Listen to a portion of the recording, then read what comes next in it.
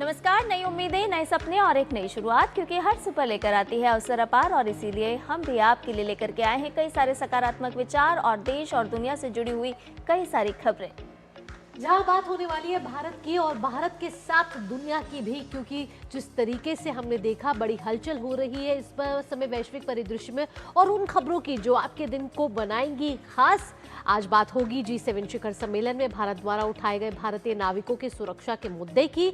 और संध्या, क्या कुछ होने वाला है? साथ ही साथ भावना, अपने दर्शकों को हम जोड़ेंगे फ्रांस से भी, क्योंकि फ्रांस दौरे के दौरान प्रधानमंत्री नरेंद्र मोदी की वैश्विक नेताओं से जो अहम मुलाकात हुई है वो भी बताएंगे। और साथ ही साथ जानेंगे नीट यूजी री एग्जाम को लेकर NTA की अहम सलाह। साथ ही साथ अमेरिका के बड़े रक्षा फैसले से जुड़ा हुआ अपडेट भी आपके साथ साझा करने वाले हैं। और अगर खेल की खबरों की बात करें तो फीफा विश्व कप में मेसी और एम्बापे के शानदार प्रदर्शन को भी देखेंगे। साथ ही बात होगी टेक टॉक की, वर्ल्ड वॉच की और सेहत से जुड़ी बातों की भी। नमस्कार, मैं हूं आपके साथ भावना और मैं हूं आपके साथ संध्या शर्मा। तो आइए नया सवेरा की करते हैं शुरुआत इस वक्त की सुर्खियों के साथ। G7 एवियन समिट में भारत ने अमेरिका के सामने उठाया नाविकों की सुरक्षा का मुद्दा। प्रधानमंत्री मोदी ने कहा, मौजूदा संघर्ष के कारण भारतीय नाविकों ने भी गंवाई जान, समुद्री मार्ग सुरक्षित रखने पर जोर।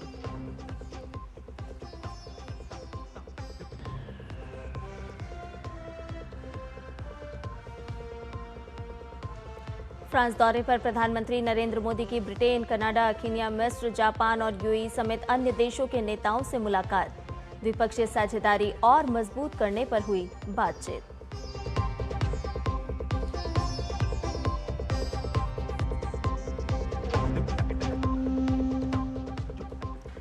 नीट यूजी री एग्जाम से पहले NTA की विद्यार्थियों और अभिभावकों से अपील, सोशल मीडिया पर फैली अफवाहों और घोटालेबाजों से रहें सावधान।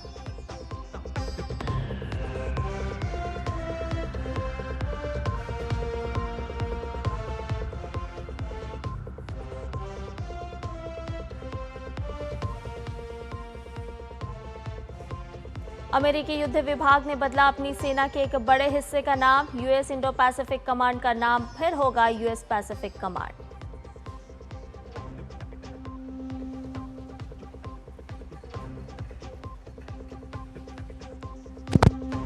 फुटबॉल वर्ल्ड कप में फिर चला एम्बाप्पे का जादू। फ्रांस ने सेनेगल को 3-1 से दी मात। अल्जीरिया से मुकाबले में मेसी ने भी दागे 2 गोल।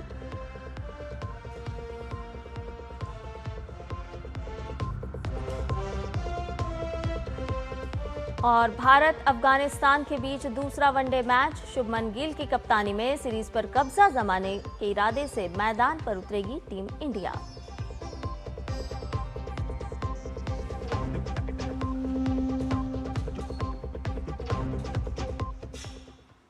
और आइए अब एक एक करके खबरों को विस्तार से जानते हैं। भारत ने अमेरिका के सामने भारतीय नाविकों की मौत का मुद्दा उठाया और कहा है कि मौजूदा हालात में समुद्री रास्तों और समुद्री यात्रियों को सुरक्षित रखना बेहद जरूरी है।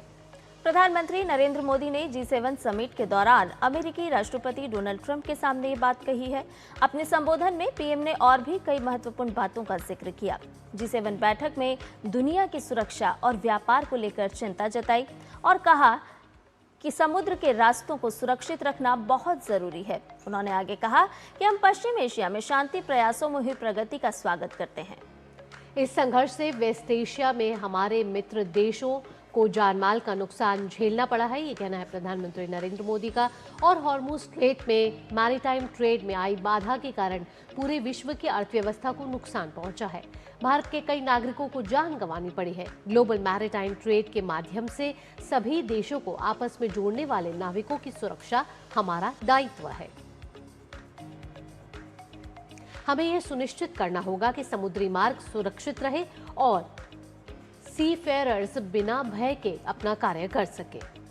तो G7 में प्रधानमंत्री नरेंद्र मोदी ने नाविकों की सुरक्षा का मुद्दा उठाया और उससे जुड़ी कई बड़ी बातों का जिक्र किया। वहीं फ्रांस के एवियन में हुए G7 समिट के आउटरीच सेशन में पीएम मोदी ने भारत का पक्ष और एजेंडा पूरी दुनिया के सामने रखा। नई साझेदारियां और अंतर्राष्ट्रीय एकजुटता की मजबूती से जुड़े विषय पर पीएम ने कहा कि आज का विश्व पहले से कहीं अधिक इंटरकनेक्टेड और इंटरडिपेंडेंट है। किसी भी देश की ऊर्जा, सुरक्षा, खाद्य सुरक्षा, स्वास्थ्य सुरक्षा, साइबर सुरक्षा और आर्थिक समृद्धि केवल उसकी सीमाओं के भीतर तय नहीं होती। साझेदारियां तभी सफल होती हैं जब उनके केंद्र में विश्वास हो। आज सबसे महत्वपूर्ण मुद्दा आपसी विश्वास है। पीएम ने कहा कि वैश्विक संस्थानों को सभी देशों की आकांक्षाओं को पूरा करने में सक्षम होंगे। पीएम ने साथ ही कहा कि पिछली सदी में मानवता को 2 विश्व युद्धों से गुजरना पड़ा। कोविड ने हमें आईना दिखाया कि ट्रस्ट और सॉलिडारिटी के दावे कितने खोखले थे। भारत ने सदैव विश्व को एक परिवार के रूप में देखा है। संकट के समय भारत ने फर्स्ट रिस्पॉन्डर के रूप में सभी देशों की सहायता करना अपना दायित्व समझा है। कोविड महामारी के दौरान भारत ने 150 से अधिक देशों को दवाइयां और वैक्सीन उपलब्ध कराए। हर संकट और आपदा के समय भारत मित्र देशों के साथ खड़ा रहा है। पीएम ने ग्लोबल साउथ की भी आवाज को मंच पर रखा और कहा कि आज ग्लोबल साउथ की विश्व समुदाय से बहुत उम्मीदें हैं। वो वैश्विक विकास के लाभार्थी नहीं, उसके भागीदार बनना चाहते हैं। तो G7 समिट में प्रधानमंत्री नरेंद्र मोदी ने एक बार फिर से ग्लोबल साउथ का मुद्दा उठाया और ग्लोबल साउथ से जुड़े देशों की आवाज मुखर करी। इसके साथ किस तरीके से भारत ने कोविड के समय में 150 से ज्यादा देशों को सहायता प्रदान करी, फिर चाहे वो वैक्सीन, मेडिसिन से जुड़ी हुई हो, और साथ ही जिस तरीके से भारत के लिए मानवता प्रथम सिद्धांत है, उसी के लिए भारत लगातार प्रतिबद्ध भी है और आगे भी बढ़ रहा है। समानता और सम्मान चाहता है ग्लोबल साउथ, ये कहना है एक बार फिर से भारत का, क्योंकि भारत और प्रधानमंत्री नरेंद्र मोदी उसकी जो रिप्रेजेंट कर रहे हैं, वो हमेशा से ग्लोबल साउथ के मुद्दों को वैश्विक पटल पर रखते आए हैं। वहीं G7 समिट के वर्किंग सेशन की शुरुआत में अमेरिका के राष्ट्रपति डोनाल्ड ट्रंप ने प्रधानमंत्री नरेंद्र मोदी से मुलाकात की। इस दौरान दोनों नेताओं के बीच थोड़ी देर के लिए बातचीत भी हुई।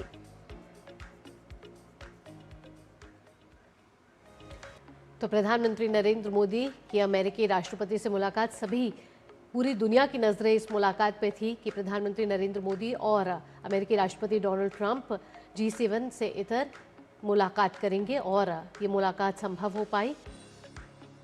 और ये तस्वीरें G7 समिट की, शिखर सम्मेलन की, जो एवियन में आयोजित किया गया। प्रधानमंत्री नरेंद्र मोदी ने फ्रांस के एवियन में G7 समिट के दौरान कई देशों के नेताओं से भी मुलाकात की है। इन सभी की तस्वीरें पीएम ने अपने सोशल मीडिया हैंडल पर भी पोस्ट की हैं। द्विपक्षीय मुलाकातों में आपसी संबंधों की मजबूती और मौजूदा वैश्विक परिस्थितियों पर चर्चा हुई। तो यहाँ प्रधानमंत्री नरेंद्र मोदी G7 शिखर सम्मेलन में कई वैश्विक नेताओं से मुलाकात करते हुए यहाँ यूएई के राष्ट्रपति से प्रधानमंत्री नरेंद्र मोदी की मुलाकात हुई।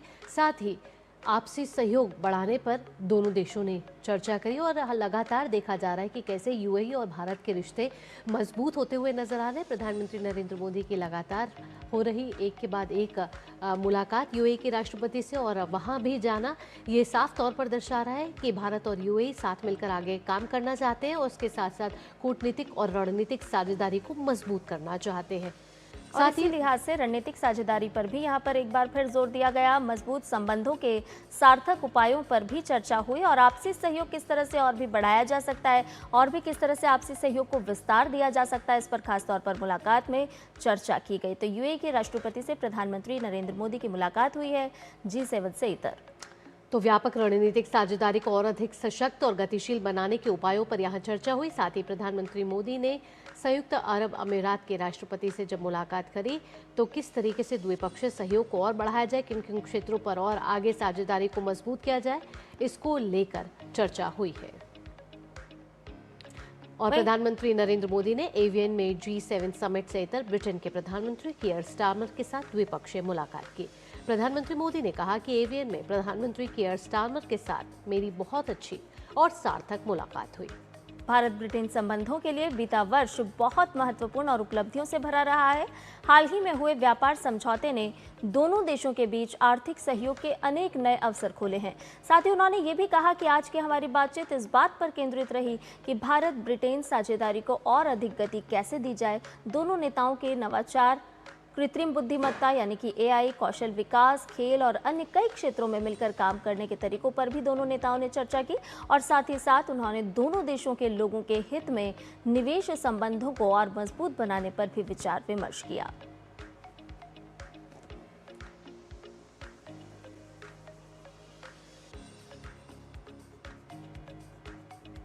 प्रधानमंत्री नरेंद्र मोदी ने एवियन में G7 समिट से इतर कनाडा के प्रधानमंत्री मार्क कार्नी से मुलाकात की। दोनों नेताओं ने द्विपक्षीय संबंधों में हुई उल्लेखनीय प्रगति की समीक्षा की और व्यापार, ऊर्जा, नवाचार, शिक्षा और लोगों के बीच आपसी संपर्क और आदान प्रदान को आधार बनाकर साझेदारी को और भी अधिक मजबूत बनाने के उपायों पर चर्चा की। इस मौके पर कनाडा के प्रधानमंत्री ने कहा कि हमारे द्विपक्षीय संबंधों में काफी अच्छी प्रगति हो रही है। साथ ही उन्होंने उम्मीद जताई कि दोनों देशों के बीच इस दशक के अंत तक जो व्यापार है और दूसरे क्षेत्रों में जो साझेदारी है, आर्थिक साझेदारी है, उसको और मजबूत किया जाएगा। तो प्रधानमंत्री नरेंद्र मोदी के कनाडा के प्रधानमंत्री से मुलाकात G20 शिखर सम्मेलन से इतर ये द्विपक्षीय मुलाकात हुई है, जहां दोनों देशों के बीच जो अपार संभावना है उसको लेकर भी बातचीत को आगे बढ़ाया गया है।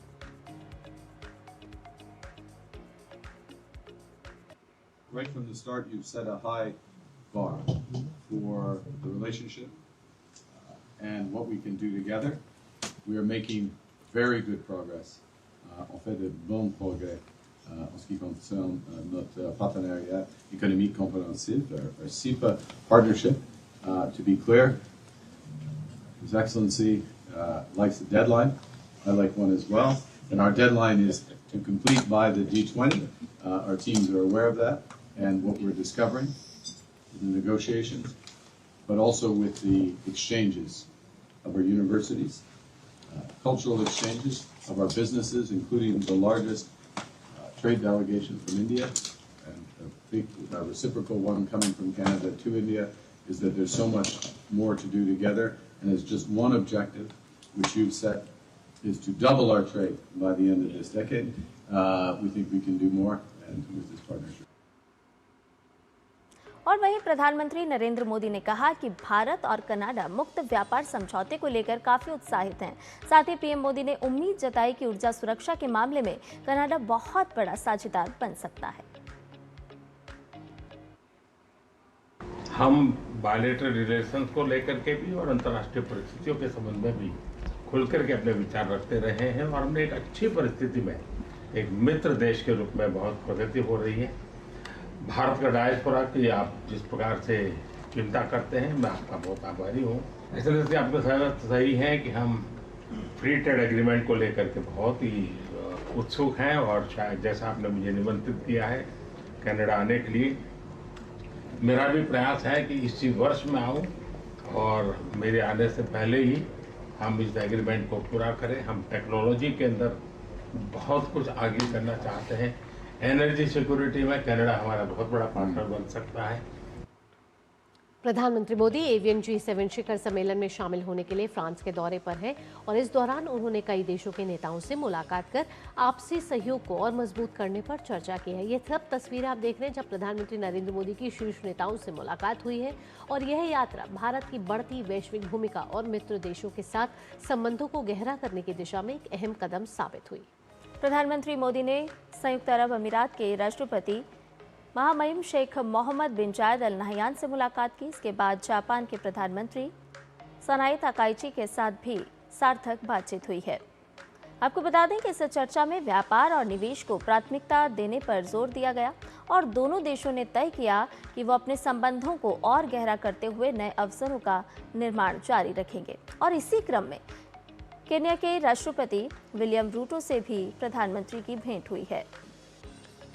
बात करें अगर कोरिया के राष्ट्रपति से, तो भी प्रधानमंत्री नरेंद्र मोदी की वहां मुलाकात हुई और भविष्य में सफल साझेदारी का लक्ष्य यहां तय करने की प्रतिबद्धता जताई गई। मिस्र के राष्ट्रपति से भी प्रधानमंत्री नरेंद्र मोदी की मुलाकात हुई और साथ ही केन्या के राष्ट्रपति से भी मुलाकात हुई। भारत और केन्या के बीच लंबे समय से चले आ रहे रिश्तों और ग्लोबल साउथ की साझा आकांक्षाओं पर चर्चा हुई है। दोनों देशों ने अपने नागरिकों के समग्र कल्याण के लिए सहयोग को और मजबूत करने का संकल्प दोहराया है। वहीं एवियन G7 शिखर सम्मेलन से इतर मिस्र के राष्ट्रपति अब्देल फतेह अल सीसी से प्रधानमंत्री नरेंद्र मोदी ने मुलाकात कर अपनी चिरस्थायी मित्रता को और अधिक मजबूत करने पर चर्चा की और बात की।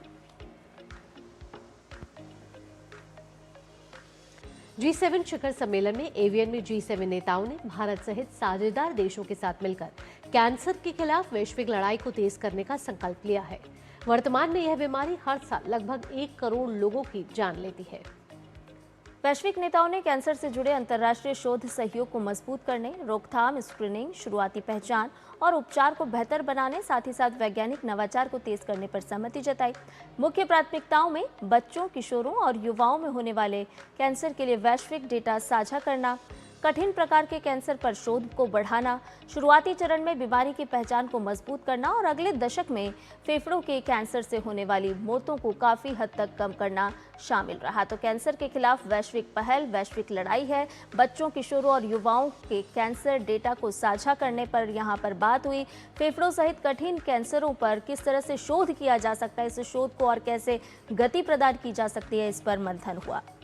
इसके साथ एआई, डिजिटल और क्वांटम तकनीक पर भी बातचीत हुई है। G7 नेताओं का कैंसर के खिलाफ ये वैश्विक संकल्प सामने आया है और साथ ही आपको बता दें कि भारत सहित साझेदार देशों की सक्रिय भागीदारी सुनिश्चित की गई है जब कैंसर के खिलाफ इस वैश्विक पहल को आगे बढ़ाया गया है। हर साल लगभग 1 करोड़ मौतें होती हैं कैंसर से जुड़ी हुई और अंतर्राष्ट्रीय शोध सहयोग और नवाचार को बढ़ावा देने पर सभी इन देशों की सहमति साफ तौर पर सामने आई है।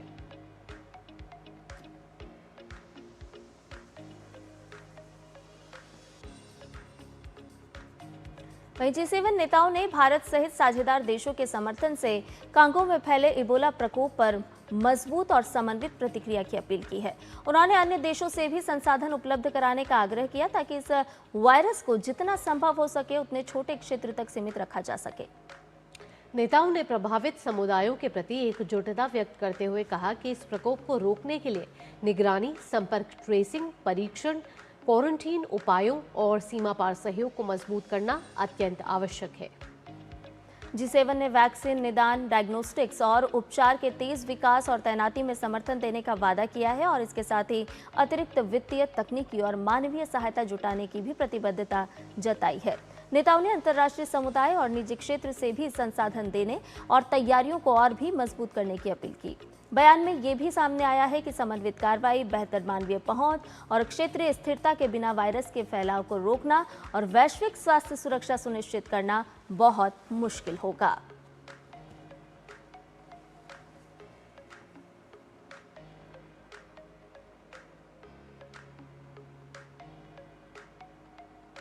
और फ्रांस के एवियन से मौजूद है हमारे संवाददाता जिम मिश्रा। आइए उनसे ज़्यादा जानकारी ले लेते हैं और पूछते हैं कि किस तरीके से G7 शिखर सम्मेलन है उसमें जो भारत शामिल हुआ है उसमें क्या कुछ हाइलाइट्स रही हैं। आइए अजय मिश्रा के पास चलते हैं। अजय, यहाँ मैं आपसे पूछना चाहूँगी कि G7 शिखर सम्मेलन में जब दूसरे दिन की बात की जाए तो बड़ी हाइलाइट्स यहाँ क्या रही दूसरे दिन की? जी बहुत धन्यवाद। तो जिस तरह से आपने देखा कि पहले दिन का जो वर्किंग सेशन था उसमें प्रधानमंत्री नरेंद्र मोदी ने पूरी दुनिया को स्पष्ट संदेश दिया कि इस वक्त ये मायने नहीं रखता कि किसके पास क्रिटिकल मिनरल है, किसके पास मार्केट है या फिर किसके पास टेक्नोलॉजी है। आपसी सहयोग और आपसी ट्रस्ट सबसे बड़ी चीज़ है और उसी को तरजीह दी जानी चाहिए। आज का जो दिन है वो बहुत ही महत्वपूर्ण है इस लिहाज से क्योंकि जो पहला ही सेशन है वो है promoting balanced, share and sustainable economic growth for all. इसको भी प्रधानमंत्री नरेंद्र मोदी संबोधित करेंगे। यहाँ भी उनका इंटरवेंशन होगा और स्पष्ट तौर पर इकोनॉमिक ग्रोथ को, रिफॉर्म को जिस तरह से भारत केंद्र में रखते आया है प्रधानमंत्री नरेंद्र मोदी अपना आर्थिक विज़न पूरी दुनिया के सामने रखते हुए नजर आएंगे।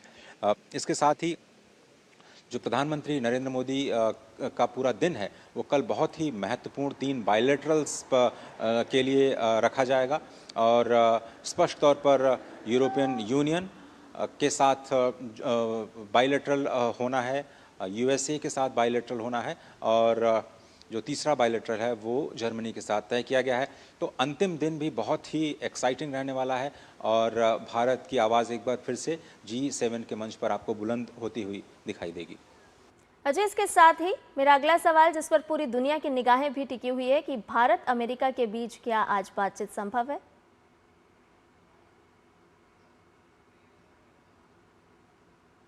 तो बिल्कुल जिस तरह से आपने कहा कि भारत और अमेरिका के बीच में जो ये द्विपक्षीय वार्ता होने जा रही है वो सबसे अहम मुद्दा कहा जा सकता है 17 जून का।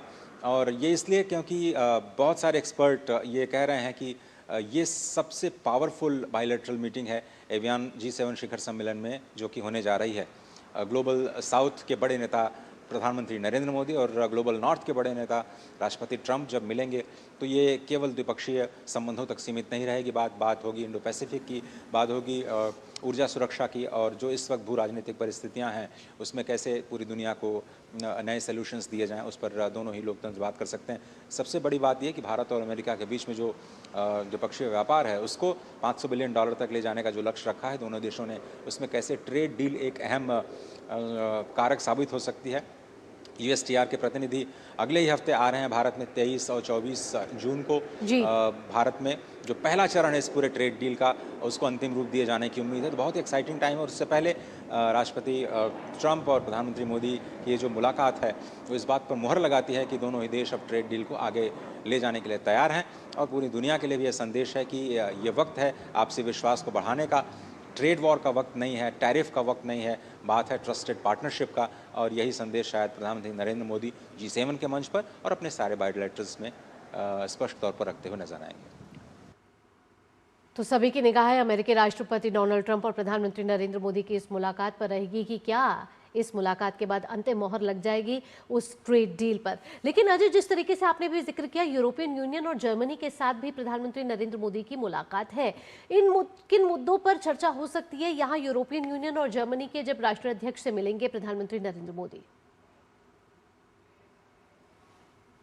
जी हाँ, और अगर दूसरे बायलैटरल्स की बात करें तो चूंकि यूरोपियन यूनियन और यूरोपियन कमीशन दो अलग अलग संस्थाएं हैं तो हम इसको ट्राइलेटरल कहते हैं।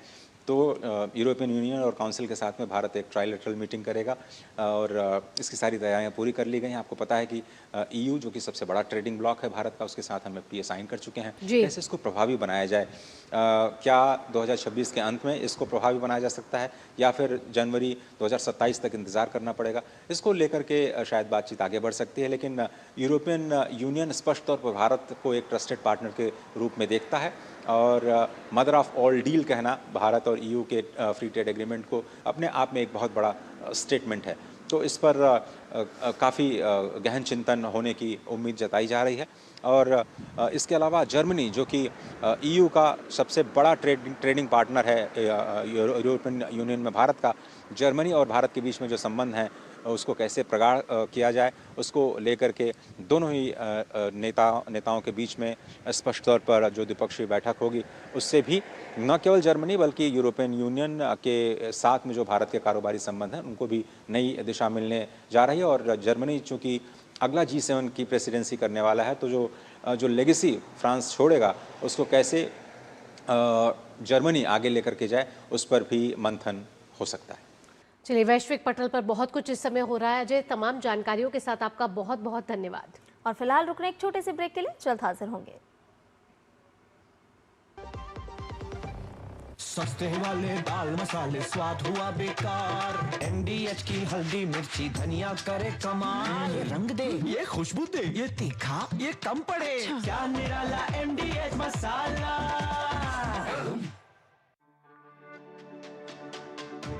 मेरी पसंद, मेरी पसंद,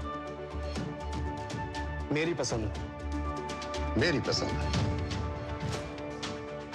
हमारी पसंद, हम सबकी पसंद। मजबूत देश का मजबूत सरिया हो गया स्टील। हर जीत की शुरुआत होती है छोटे छोटे कदमों से और हर छोटी तैयारी बदल सकती है पूरा नतीजा।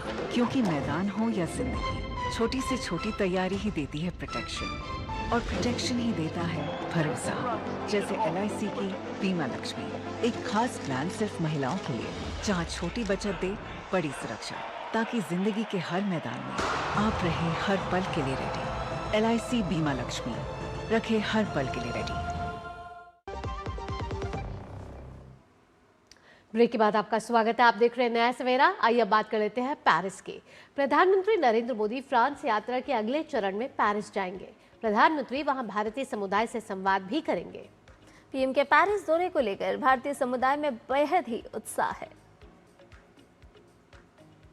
भारत और फ्रांस के बीच बेहतरीन आगे एक आयाम जो बहुत महत्वपूर्ण है वो है पीपल टू पीपल कांटेक्ट। और ये एक ऐसा पहलू है जो होराइजन 2047 रोड मैप में भी नजर आता है। एक महत्वपूर्ण बिंदु है ये इस रोड मैप का भी। जिस तरीके से भारत और फ्रांस के संबंध पीपल टू पीपल के जरिए भी बढ़ रहे हैं, वो ये भी दिखाता है कि जब आप यहाँ फ्रांस में पहुंचते हैं कि यहाँ भारतीय और भारतीयता दोनों अपनी धमक दर्ज करा रहे हैं।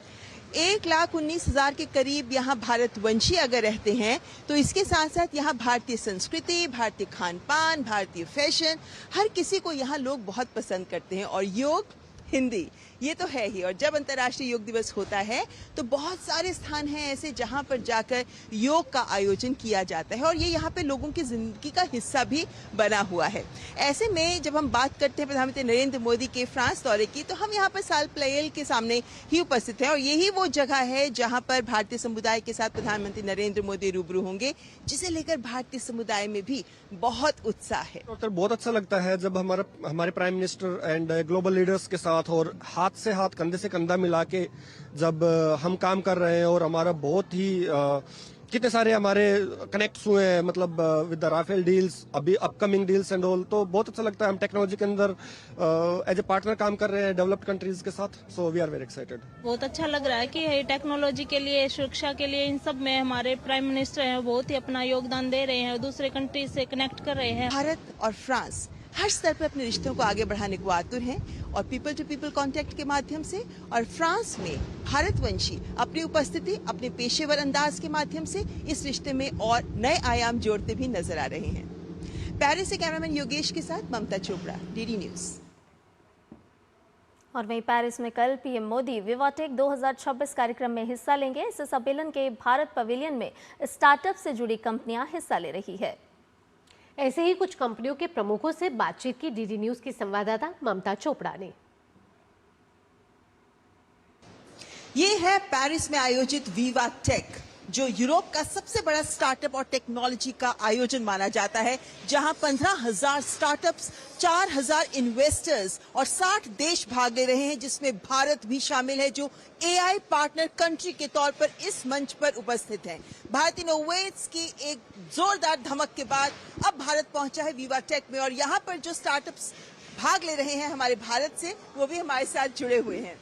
इंडिया एआई एंड माइटी के इस प्रोग्राम के तहत हमें यहाँ पे काफी स्ट्रक्चर्ड जीटीएम करने का मौका मिल रहा है। VivaTech is the largest technology festival of Europe and यहाँ पे एग्जिबिट करके हम काफी बिजनेस अपॉर्चुनिटीज एक्सप्लोर करना चाहते हैं। सो हमने एआई का इस्तेमाल करके सारा social media videos at scale analyse किया है to give them trend intelligence reports so that they can do consumer intelligence better than before. We are able to come to such a place where there is so much opportunity. तो हम बहुत खुश हैं and we are very excited to make the most of it. So AI के use से और AI के advantages को use करके हम companies के लिए उनके workflows और उनके process को simulate करते हैं। जो मेरा ड्रीम था वो यहाँ फुलफिल हो रहा है कि इंडिया में रहकर हम जो प्रोडक्ट्स बना रहे थे, वो ये जो विशाल मंच हमें मिला है विवाटेक के थ्रू, उसके थ्रू हम पूरी दुनिया को हमारा टेक दिखा पा रहे हैं। तो काफ़ी अच्छा अपॉर्चुनिटी है। हमारे कंपनी का नाम है दातन एंड विसन एंड हम जो सारे कैमराज लगे हुए हैं पूरी दुनिया में उनको स्मार्ट बना रहे हैं। सो जो कैमराज लगे हैं उनको देख पाना कि क्या चीज़ें चल रही हैं हमारे आसपास एंड उसके through police, municipal corporation, companies, वो एज ए ह्यूमन बीइंग आप नहीं कर पाओगे क्योंकि आपके पास इतना प्रोसेसिंग पावर नहीं है। एंड खासकर अभी एआई का जो बूम आया है, हम वो एआई का जो लेयर है वो ये कैमरास पे लगा रहे हैं। तो हम इस तरह से बोलते हैं कि आंखें ऑलरेडी है, हम वो आंखों पे एक दिमाग लगा रहे हैं। तो ये है हमारे देश के यंग स्टार्टअप्स जो हमारे देश के युवा का प्रतिनिधित्व यहाँ इस वैश्विक मंच पर कर रहे हैं। कैमरामैन राकेश कुमार के साथ ममता चोपड़ा, डीडी न्यूज के लिए विवाटेक पेरिस से। और इसी खबर पर और भी ताज़ा अपडेट ले लेते हैं। हमारे साथ हमारी वरिष्ठ सहयोगी ममता चोपड़ा जुड़ गई हैं पेरिस से ही। ममता, सबसे पहले आपसे यही जानना चाहेंगे कि विवाटेक 2026 जहां प्रधानमंत्री नरेंद्र मोदी खुद भी शिरकत करने वाले हैं, ऐसे में अगर हम प्रमुख आकर्षण की बात करें तो क्या कुछ खास रहने वाला है? इस पर देखें तो विवाटेक में प्रधानमंत्री नरेंद्र मोदी, इसका आधार पहले ही बन चुका है। भारत इनोवेट से, उसके बाद G7 के मंच से और उसके बाद अब विवाटेक पे। जिस तरीके से G7 में प्रधानमंत्री ने AI फॉर ऑल के ही मंत्र को दोबारा सामने रखा, समावेशी AI की बात की है, सबके लिए एआई हो, ग्लोबल साउथ के लिए एआई हो, इस तमाम मुद्दों को सामने रखा है।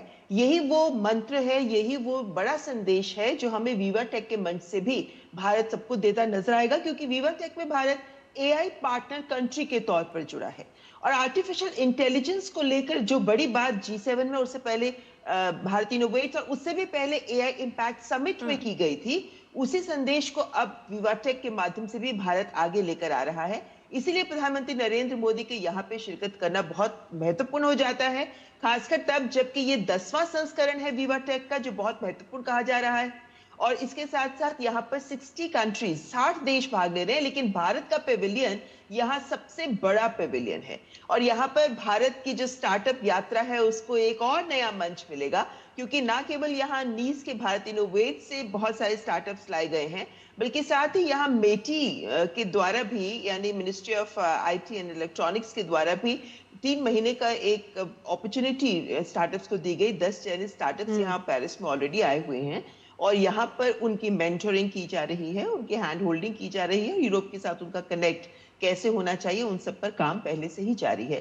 तो आर्टिफिशियल इंटेलिजेंस को लेकर समावेशी हो, जिम्मेदार एआई हो, ये जो तमाम बातें भारत लगातार करता आ रहा है, और लोकतांत्रिकरण होना चाहिए इस तकनीक का, ये तमाम जो मंत्रा प्रधानमंत्री वैश्विक मंच पर देते आ रहे हैं, उसी को यहाँ विवा टेक के मंच से भी प्रधानमंत्री साझा कर सकते हैं। इसीलिए प्रधानमंत्री की यहाँ उपस्थिति बहुत महत्वपूर्ण हो जाती है। संध्या ममता, साथ ही साथ प्रधानमंत्री नरेंद्र मोदी ये भी कहते हैं कि एआई को मानव कल्याण के लिए इस्तेमाल किया जाना चाहिए, मशीन इंसानों को रिप्लेस नहीं कर सकती है। ऐसे में जब भारतीय स्टार्टअप इस समय ग्लोबल होते हुए नजर आ रहे हैं, भारत का वैश्विक पटल पर अगर एआई के लिहाज से बात की जाए, स्टार्टअप के लिहाज से बात की जाए, वर्चस्व कैसे बढ़ता हुआ नजर आ रहा है? क्योंकि हम ही नहीं एआई इंपैक्ट समिट 2026 का आगाज किया, आयोजन किया, और उसके बाद अब विवा टेक में भी भारतीय स्टार्टअप्स ग्लोबल होते हुए नजर आ रहे हैं। देखिए, यहाँ पर ये समझना बहुत जरूरी है कि हमने फ्रांस के साथ इस साझेदारी को आगे बढ़ाने के लिए फ्रांस के साथ हाथ मिलाया है। हमने देखा है कि एआई इंपैक्ट समिट में भी जब फ्रेंच प्रेसिडेंट इमैनुअल मैक्रोन आए थे, वहां भी उन्होंने इस रिस्पॉन्सिबल एआई को बहुत जोर शोर से उठाया था, खासकर तब जबकि इस वक्त विश्व में एक होड़ लगी है आर्टिफिशियल इंटेलिजेंस और इस टेक्नोलॉजी पर कंट्रोल करने की, इसको अपने तरीके से यूज करने की। इसके बाद जिस तरीके के एपिसोड्स भी नजर आते रहे वक्त वक्त पे हमें, चाहे हम उसको साइबर स्पेस के फ्रॉड से जोड़कर देखें या डीप फेक से जोड़कर देखें या फिर ग्रॉक का जो इंसिडेंट हुआ था उससे जोड़कर देखें, तो ये टेक्नोलॉजी बेहतर मानव कल्याण के लिए प्रयोग होनी चाहिए, ना कि एक डिस्ट्रप्टर के तौर पर। ये एक बड़ी चीज है, बड़ा संदेश है जो प्रेसिडेंट मैक्रोन के भी दे रहे हैं, और प्रधानमंत्री नरेंद्र मोदी तो इस बात को निरंतर कहते आ रहे हैं। हमारे स्टार्टअप्स, हमारे इनोवेटर्स जो काम कर रहे हैं भारत में कर रहे हैं, और अब वो बाहर आकर इस मंच के माध्यम से और वैश्विक स्तर पर अपनी बात को सामने रखेंगे। वो यहाँ पर इस मंच के लिए, इस मंच के माध्यम से इंपॉर्टेंट इसलिए भी है भावना, क्योंकि यूरोप का पूरा टेक और स्टार्टअप नेटवर्क, उनसे जुड़े जितने 4000 के करीब इन्वेस्टर्स हैं जो विवा टेक में भाग लेने आ रहे हैं, तो इतने बड़ा प्लेटफॉर्म हो जाता है ये। और यूरोप का जो टेक नेटवर्क है उसके साथ जुड़ने का प्रयास, वो यहाँ पर विवा टेक के माध्यम से एक अपॉर्चुनिटी है जो हमारे स्टार्टअप्स को मिल रही है। और हमारे जो स्टार्टअप्स हैं वो बहुत बहुत अच्छा काम कर रहे हैं, उनमें बहुत सारे ऐसे टेक्नोलॉजी लेकर सामने आ रहे हैं जो विश्व में चुनिंदा कंपनियों के ही पास है। इसलिए हम किसी से कम नहीं हैं, लेकिन हमें भी अवसर चाहिए। इसी सोच को लेते हुए हमारे स्टार्टअप्स को जब ये मंच मिलेगा भावना, तो इस मंच के माध्यम से वो अपनी बात को जब विश्व के सामने, तकनीक को सामने रखेंगे, तो भारत ना केवल जैसे प्रधानमंत्री कहते हैं टेक एडाप्टर, बल्कि भारत एक टेक प्रोवाइडर के तौर पर सामने आता नजर आएगा।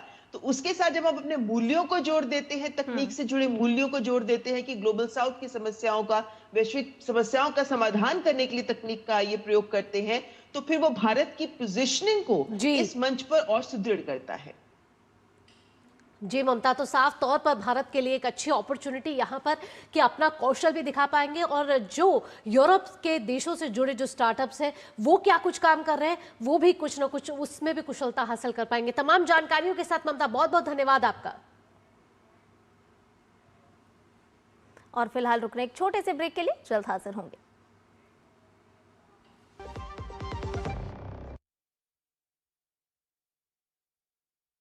हमें पता है हमें पता है चमकी चाट से क्या बना है, सैंडविच लस्सी और छाछ और हर घूंट में चमकी चाट ड्राई फ्रूट और दही बड़े, चमकी चाट से स्वाद बढ़े, और चाट पपड़ी दही बल्ले, चमकी चाट से बल्ले बल्ले, असली स्वाद सिर्फ चमकी चाट। जब धरती चीर कर निकलता है लोहे का पत्थर और मिलता है मोंगिया के जोश से, फिर तपता है, पिघलता है और बनता है फौलाद। अब होता है सरिया सारी खूबियों के साथ। मोंगिया स्टील, मजबूत देश का मजबूत सरिया। पढ़ता है, खेलता है, झूलता उछलता है, दौड़ता कभी कभी दौड़ कराता है, आगे आगे बढ़ता है इंडिया, अमूल दूध पीता है इंडिया।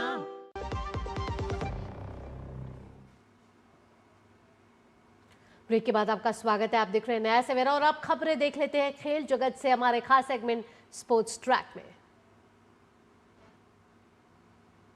तो आइए देखते हैं खबरें फुटबॉल विश्व कप से जुड़ी हुई।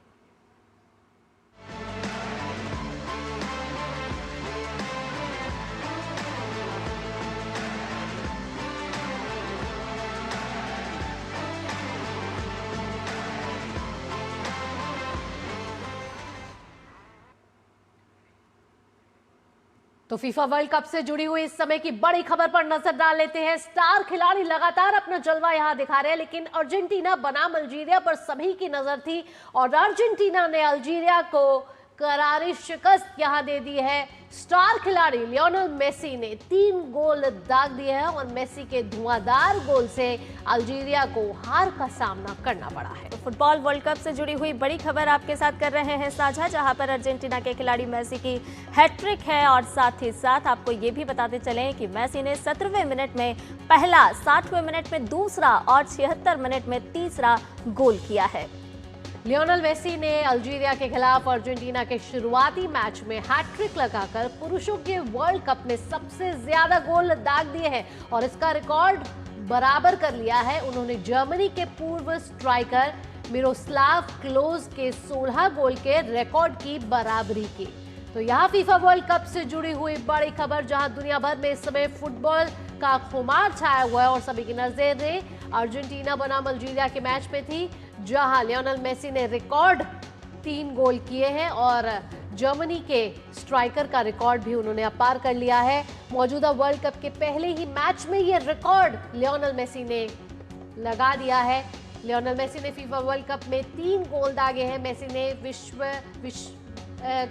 में दागे हैं 16 गोल और जर्मनी के मिरोस्लाव के रिकॉर्ड की अब बराबरी कर ली है मेसी ने।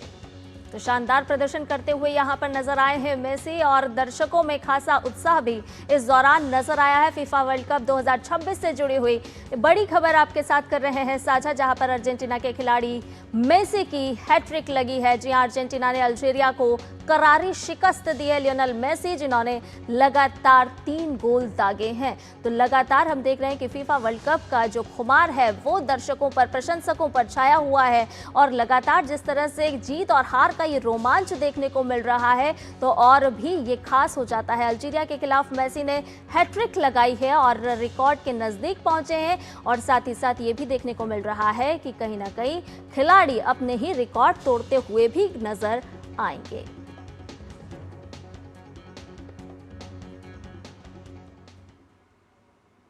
फीफा वर्ल्ड कप में स्टार खिलाड़ियों को जलवा देखने को मिल रहा है। फ्रांस के सुपरस्टार किलियन एम्बापे ने सेनेगल के खिलाफ अपने जबरदस्त खेल में से फैंस का दिन बना दिया। इस मैच में उन्होंने 2 गोल मारकर टीम को जीत दिलाई। पहले हाफ में धीमे खेल के बाद दूसरे हाफ का नजारा पूरी तरह से बदल दिया। फ्रांस ने सेनेगल पर 3-1 से जीत हासिल कर अभियान की शुरुआत की। किलियन एम्बापे ने फ्रांस के लिए सबसे ज्यादा गोल करने वाले खिलाड़ी का रिकॉर्ड अपने नाम कर लिया है। एम्बापे ने दूसरे हाफ में एक लो स्ट्राइक से सेनेगल के डिफेंस को तोड़ा और फिर स्टॉपेज टाइम में एक शानदार लॉन्ग रेंज शॉट से गोल किया। तो यहाँ एम्बापे और मेसी का जलवा देखने को मिल रहा है। फुटबॉल प्रेमियों में इस समय खासा उत्साह दिख रहा है। तस्वीरों के जरिए आप देख सकते हैं कि कैसे इस समय फ्रांस में फुटबॉल की खुमारी चरम पर है। और इस समय हमारे संवाददाता नारायण सिंह हमारे साथ जुड़ गए हैं ज्यादा जानकारी के साथ। नारायण का रुख करेंगे। नारायण, अभी खबर आई है जिस तरीके से मेसी ने रिकॉर्ड तोड़े हैं, पूरी दुनिया इस समय अगर देखें तो फुटबॉल के खुमार में डूबी हुई है और मेसी के तो दुनिया भर में फॉलोअर्स है। ऐसे में मेसी ने जो रिकॉर्ड तोड़ा है, फुटबॉल का खुमार और कहीं ना कहीं चढ़ गया है। जी बिल्कुल, अगर वर्ल्ड कप की बात करें, विश्व कप, फीफा वर्ल्ड कप की बात करें, तो जब बड़ी टीमें खेलती हैं तभी लगता है कि फुटबॉल वर्ल्ड कप शुरू होता है। आज बड़े मैचेस थे, फ्रांस का मैच था, फ्रांस में किलियन एम्बापे ने 2 गोल मारे और उन्होंने भी अपना जो गोल स्कोरिंग जो स्प्री है उसको कंटिन्यू रखा और इससे पहले उनके 12 गोल थे वर्ल्ड कप में और उन्होंने 2 गोल मार के वो उस गोल की जो फहरिस्त है 14 गोल्स की लिस्ट में वो आ गए और वो दर्शाता है कि वो कितने महान खिलाड़ी हैं, कितने, अगर देखिए तो उनका तीसरा वर्ल्ड कप है और तीसरे वर्ल्ड कप में ही 14 गोल मारना वो दर्शाता है कि बहुत ही कम उम्र में किस तरह से उन्होंने वर्ल्ड फुटबॉल को डोमिनेट किया। और मेसी की बात करें तो उनका 6वां वर्ल्ड कप है और वो पहले खिलाड़ी बन गए हैं 6 विश्व कप खेलने वाले। और आज देर रात जो पोर्चुगल का मैच होगा, जब रोनाल्डो उतरेंगे तो वो भी यही रिकॉर्ड बनाएंगे, 6 वर्ल्ड कप खेलने वाले खिलाड़ी बनेंगे। तो कुल मिलाकर कहें तो जो स्टार खिलाड़ी थे, चाहे वो एम्बापे हो चाहे वो मेसी हो, उन्होंने अपना जलवा बिखेरा। और मेसी की बात करें तो एज अ डिफेंडिंग चैंपियन है, अर्जेंटीना पिछला विश्व कप जो कतार में हुआ था वहां जीती थी,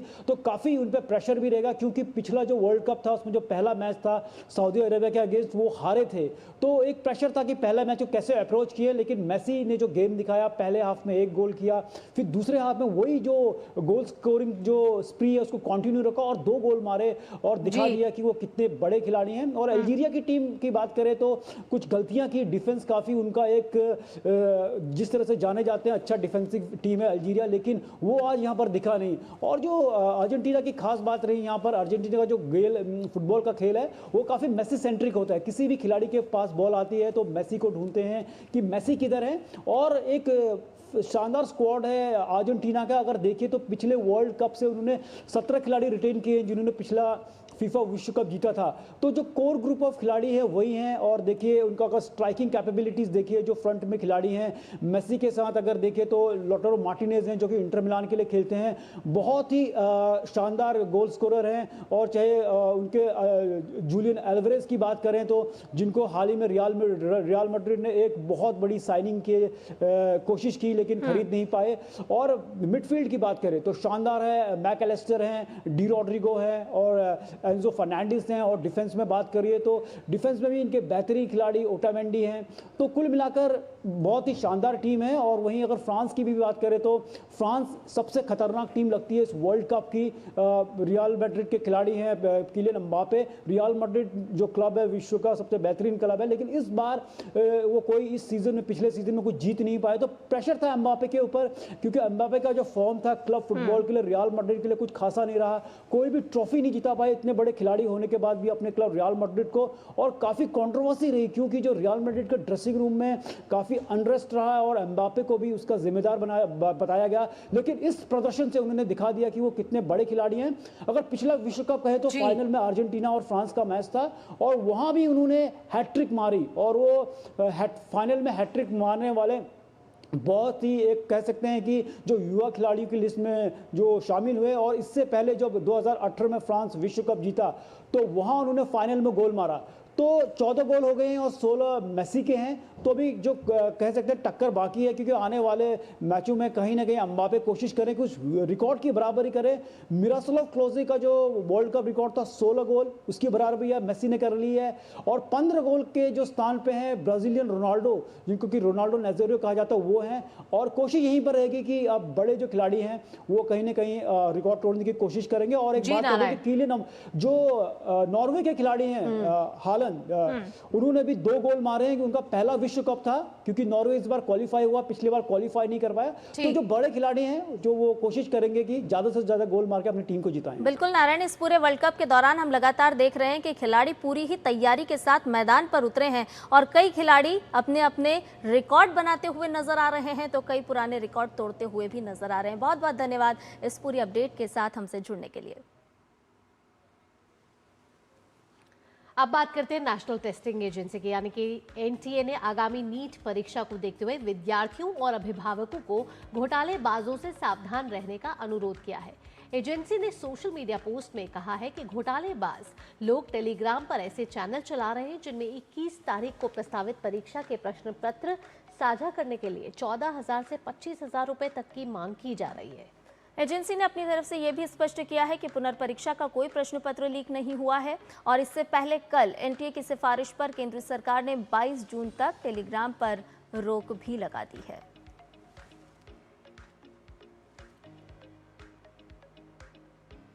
आइए अब देखते हैं एक दिन एक उत्सव में क्या कुछ है खास।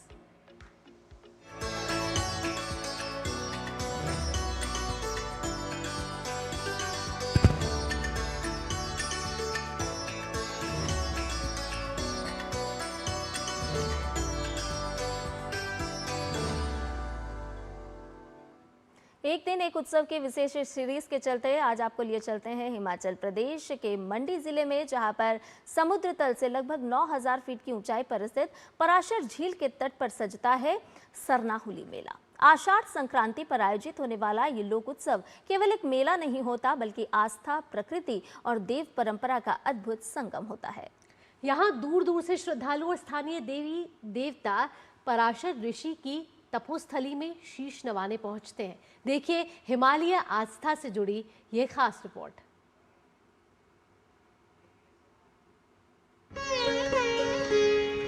ऊंचे देवदारों से घिरी शांत झील, बादलों से संवाद करती पर्वत श्रृंखलाएं और ढोल नगाड़ों की गूंज के बीच पहुंचते देवी देवताओं के रथ। पराशर सरनाहुली मेले का दृश्य कुछ ऐसा ही दिखाई देता है।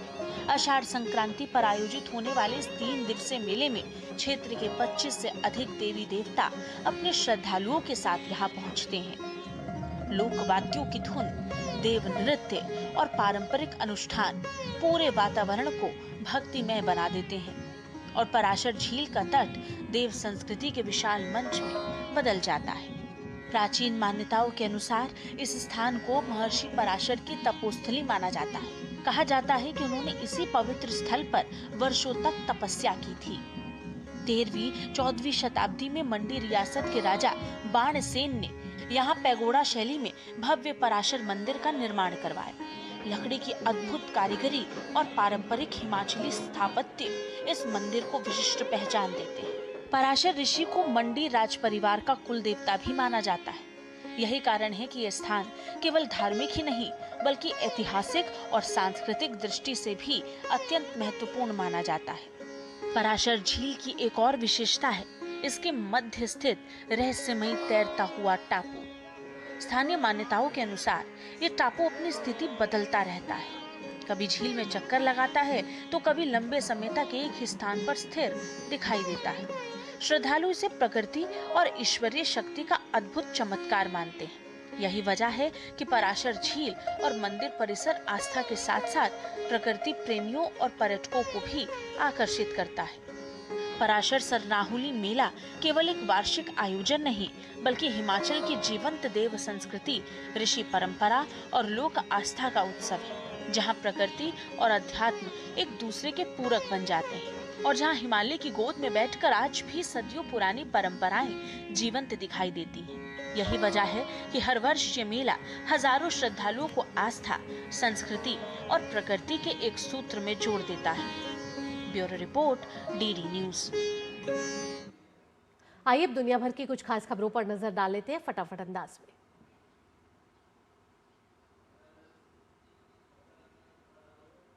अमेरिकी रक्षा विभाग ने घोषणा की है कि यूएस इंडो पैसिफिक कमांड का नाम बदलकर आधिकारिक रूप से यूएस पैसिफिक कमांड कर दिया जाएगा। ये कमांड मूल रूप से 1 जनवरी 1947 को तत्कालीन अमेरिकी राष्ट्रपति हैरी एस ट्रूमैन द्वारा स्थापित किया गया था। 70 सालों से अधिक समय तक यूएस पैसिफिक कमांड नाम के तहत कार्यरत रहा और अमेरिका के सबसे पुराने और सबसे बड़े एकीकृत सैन्य कमांड में से एक माना जाता है। विभाग के अनुसार यूएस पैसिफिक कमांड नाम को पुनर्स्थापित करना इसके ऐतिहासिक महत्व और विरासत को सम्मान देने के उद्देश्य से है, जिससे प्रशांत क्षेत्र में कार्यरत सभी कर्मियों में गर्व और एकता की भावना मजबूत होगी। यूएस पैसिफिक कमांड का क्षेत्र अमेरिका के पश्चिमी तट के जल क्षेत्र से लेकर भारत की पश्चिमी सीमा तक फैला हुआ है।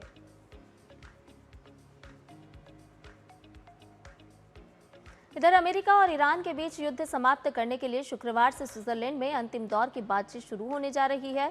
दोनों देशों के बीच हुए ऐतिहासिक शांति समझौते की शर्तें जल्द ही सार्वजनिक कर दी जाएंगी। अमेरिकी राष्ट्रपति डोनाल्ड ट्रंप के अनुसार कुछ ही दिनों में इस अहम समझौते का पूरा मसौदा दुनिया के सामने पेश कर दिया जाएगा। हालांकि 60 दिनों तक चलने वाली इस वार्ता में ईरान के परमाणु कार्यक्रम को लेकर सबसे बड़ा पेच फंसा हुआ है।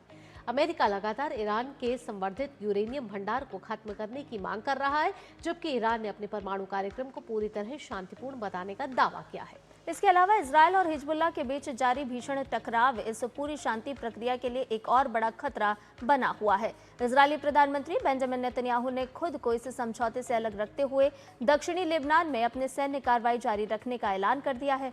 वहीं ईरान के विदेश मंत्री अब्बास अराक्ची ने लेबनान से इजरायली वापसी को समझौते के लिए अनिवार्य बताया है। उन्होंने कहा कि जब तक इजरायली सेना कब्जे वाले क्षेत्रों से पीछे नहीं हटती, तब तक युद्ध खत्म होने की बात संभव नहीं है। दूसरी तरफ हिजबुल्लाह ने भी इजरायली सेना की वापसी तक किसी भी स्थायी युद्ध विराम से इनकार किया है। इन तमाम विवादों के बीच हॉर्मुज जलमार्ग खोलने और ईरान पर आर्थिक प्रतिबंध हटाने जैसे मुद्दों पर दोनों देशों में बात बन गई है। अगर परमाणु और लेबनान विवाद पर जल्द सहमति नहीं बनी तो फिर पश्चिम एशिया में स्थायी शांति का सपना अधूरा रह सकता है। दिल्ली में देवऋषि नारद की जयंती के मौके पर देवऋषि नारद पत्रकार सम्मान 2026 का आयोजन किया गया। 12 श्रेणियों में प्रदान किए गए इस पुरस्कार वितरण समारोह में ग्रामीण पत्रकारिता के लिए जहां हिमानी दीवान सम्मानित हुई, तो वहीं उत्कृष्ट पत्रकार प्रिंट का पुरस्कार निहाल सिंह को प्रदान किया गया। दिल्ली के कॉन्स्टिट्यूशन क्लब में मंगलवार को देवऋषि नारद पत्रकार सम्मान 2026 समारोह आयोजित किया गया। इस समारोह में वरिष्ठ पत्रकार राहुल कंवल मुख्य अतिथि के रूप में जहां शामिल हुए, तो वहीं राष्ट्रीय स्वयंसेवक संघ के अखिल भारतीय प्रचार प्रमुख सुनील आंबेकर मुख्य वक्ता के रूप में मौजूद रहे। विशिष्ट अतिथि के रूप में आरएसएस के अखिल भारतीय सह प्रचार प्रमुख नरेंद्र ठाकुर, दिल्ली प्रांत के प्रांत प्रचारक विशाल, दिल्ली प्रांत के सह प्रांत कार्यवाह राजेश कुमार भी शामिल रहे। इस मौके पर आरएसएस के अखिल भारतीय प्रचार प्रमुख सुनील आंबेकर ने कहा कि चाहे आर्टिफिशियल इंटेलिजेंस कितनी भी उन्नत क्यों ना हो जाए, लेकिन यह कभी भी मानव पत्रकारों की जगह नहीं ले सकती। उन्होंने पत्रकारों को आदर्श, ईमानदार और वास्तविकता दिखाने के साथ नारद जी का संदेश आगे लेकर जाने की बात कही। Journalist will use the AI, but AI will not replace the journalist. तो ये मुझे लगता है कि बहुत महत्वपूर्ण बात है। अभी हम सोच रहे हैं कि पत्रकार कैसा होना चाहिए, अच्छा होना चाहिए, हर एक की एक्सपेक्टेशन है, आदर्श होना चाहिए, वो ईमानदार होना चाहिए, उसको जो वास्तविकता है वही दिखानी चाहिए, उसको पॉलिटिक्स को रिपोर्ट तो करे लेकिन वो पॉलिटिक्स ना करे। मुझे लगता है कि नारद जी का जो संदेश है कि not just information but meaningful information and for the welfare and in the good interest of the society, ये चीज़ों को हम लोग आगे लेकर जाएं। इस पुरस्कार समारोह में निहाल सिंह को जहां उत्कृष्ट पत्रकार प्रिंट पुरस्कार से सम्मानित किया गया, तो वहीं राम किनकर सिंह को उत्कृष्ट पत्रकार टीवी सम्मान प्राप्त हुआ। ग्रामीण और पर्यावरण पत्रकारिता के लिए हिमानी दीवान सम्मानित हुई, तो वहीं पूजा राणा को युवा पत्रकार, गरिमा उप्रेती को स्त्री सरोकार, विमल त्यागी को content creator YouTube, Mayank Baliyan को content creator X, Manogya Tiwari को content creator Instagram, Prabhat Ranjan Mishra को साहसिक पत्रकार, नीरज कुमार दुबे को उत्कृष्ट डिजिटल पत्रकार, शाश्वत पाणिग्राही को उत्कृष्ट स्तंभकार और रामानुज शर्मा को उत्कृष्ट अभिनव पत्रकारिता के लिए सम्मानित किया गया। ये पुरस्कार कुल 12 श्रेणियों में प्रदान किए गए। बहुत बहुत धन्यवाद इंद्रप्रस्थ विश्व संवाद केंद्र को, सभी जूरी सदस्यों को जिन्होंने ये चयन किया, और पत्रकारिता की प्रिंट श्रेणी में मुझे उत्कृष्ट पुरस्कार मिला है और इसके लिए मैं आभारी हूँ। और पत्रकारिता जो है केवल जनमानस के लिए कार्य करने का नहीं है, कि राष्ट्र सेवा के लिए भी कार्य करने का माध्यम है, और इसके जरिए हमें अपनी ईमानदारी से अपना कार्य करना चाहिए। ऐसी प्रेरणा इन पुरस्कारों से मिलती है। जिस तरह नारद जी घूम घूम के पत्रकारिता कर रहे थे, तो इस समय पिछले 3 साल से मैं वही काम कर रही हूँ। खेत खेत जाकर जो रूरल रिपोर्टिंग है उसकी नब्ज तलाशने की कोशिश, किसानों का हाल जानने की कोशिश, और ग्राउंड पे जाके पॉडकास्ट का ये दौर है। आप लोग बहुत सारे पॉडकास्ट देखते होंगे, लेकिन मैं जिस तरह का पॉडकास्ट कर रही हूँ, मुझे लगता है अपनी तरह का पहला पॉडकास्ट है। किसान तक ने शुरू किया ऑन ग्राउंड, खेत पे जाते हैं, खाट वाट बिछाते हैं और वहाँ जाकर जानते हैं किसान से उसका हाल। तो उस हिसाब से मुझे लग रहा है बहुत ही रिलेटेबल प्रोजेक्ट है और मैं बस उम्मीद करूँगी कि इस पुरस्कार के साथ मैं ताउम्र जब तक जर्नलिज्म करूँ इंसाफ करती रह पाऊँ। ब्रह्मांड के पहले पत्रकार देवऋषि नारद की जयंती के मौके पर मीडिया और पत्रकारिता जगत के योगदान और पत्रकारों को सम्मान देने के लिए हर साल इंद्रप्रस्थ विश्व संवाद केंद्र द्वारा देवऋषि नारद पत्रकार सम्मान समारोह आयोजित किया जाता है। इसमें पत्रकारों के चयन के लिए एक जूरी कमेटी गठित की जाती है, जिसमें इस साल डीडी न्यूज की महानिदेशक ममता वर्मा समेत अन्य 5 लोग शामिल रहे। गिरीश निशाना, डीडी न्यूज, दिल्ली। और इसके साथ ही नया सवेरा में अब वक्त हो चला है आप सभी से विदा लेने का, लेकिन जाने के साथ साथ आपको कुछ खास तस्वीरों के साथ छोड़े जाएंगे। और ये तस्वीरें आ रही है डिज्नीलैंड से, जो दुनिया के सबसे लोकप्रिय थीम और एडवेंचर पार्कों में से एक है। ये नाम सुनकर ही चेहरा खिल सा जाता है। तो चलिए शंघाई के डिज्नीलैंड ले चलते हैं आपको और इस अनोखी दुनिया से रूबरू कराते हैं जहां डिज्नीलैंड की सालगिरह मनाई गई। आप इन तस्वीरों को देखिए, इन झलकियों को देखिए। इसी के साथ आपका दिन शुभ हो, इसी मंगल कामना के साथ मुझे संध्या और नया सवेरा की पूरी टीम को दीजिए अनुमति। नमस्कार।